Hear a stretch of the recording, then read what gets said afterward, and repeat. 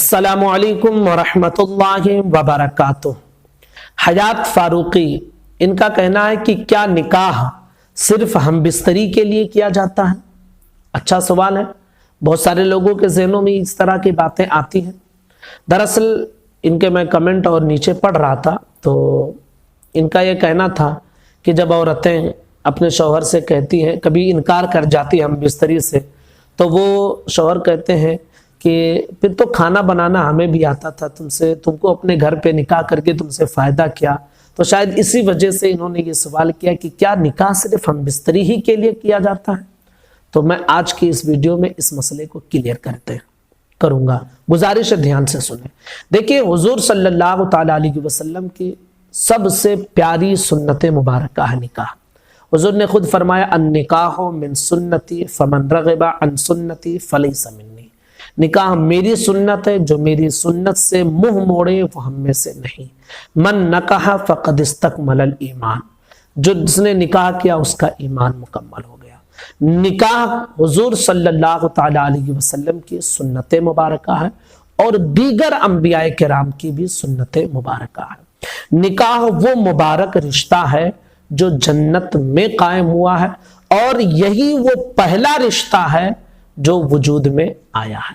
तो इसकी अहमियत को आप समझ सकते हैं कि निकाह कितना अहम चीज है।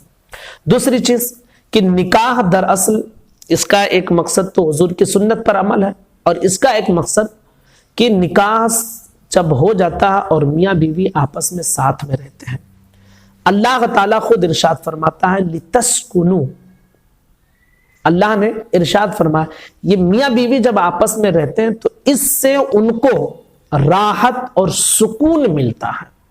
मोहब्बत, मवद्दतों व रहमा कहा गया है कि मोहब्बत और रहमत आपस में इनके दरमियान हुआ करती है।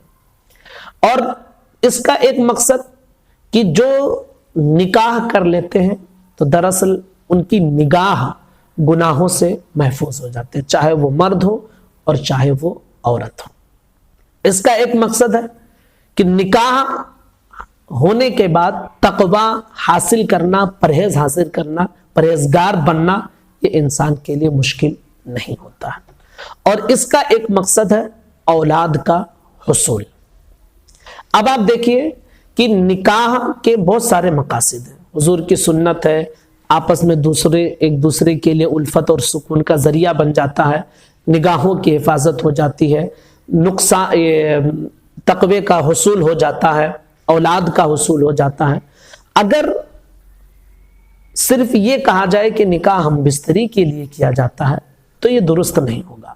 हाँ, निकाह के साथ हम बिस्तरी ये जायज हो जाती है, लेकिन सिर्फ वही मकसद नहीं रहता है, मकासिद और भी है।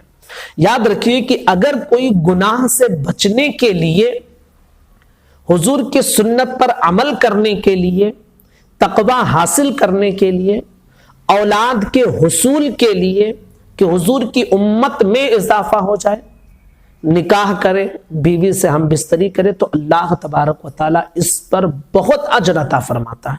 क्योंकि हुजूर ने फरमाया कि ज्यादा बच्चे देने वाली औरतों से निकाह करो क्योंकि कसरत उम्मत पर मैं फख्र करूंगा। तो हुजूर ने तो इसकी तालीम दी है। तो निकाह का सिर्फ ये मकसद नहीं होता कि भाई हम बिस्तरी करें, इसके बहुत सारे मकासिद होते हैं। हुजूर की सुन्नत है, औलाद का हुसूल है, निगाहों की हिफाजत है। हाँ, निकाह के साथ साथ जो है ये हम बिस्तरी करना भी जायज़ हो जाता है। अब जैसा कि उन्होंने ये भी जिक्र किया कि अगर हम कभी मना करते हैं तो शौहर ये कहते हैं कि फिर तुमसे निकाह क्यों किया, खाना बनाना तो हमें आता ही है, घर का काम करना हमें आता ही है। यकीनन आता है। देखिए कि आप दोनों एक दूसरे के लिए मोहब्बत और रहमत के जरिया हैं, शौहर और मियाँ बीवी दोनों एक दूसरे के लिए। अगर कभी ऐसा मन ना रहे तो शौहर को भी सब्र करना चाहिए और बीवी को भी चाहिए कि अगर कोई उज्र ना हो तो शौहर को ना मना करे।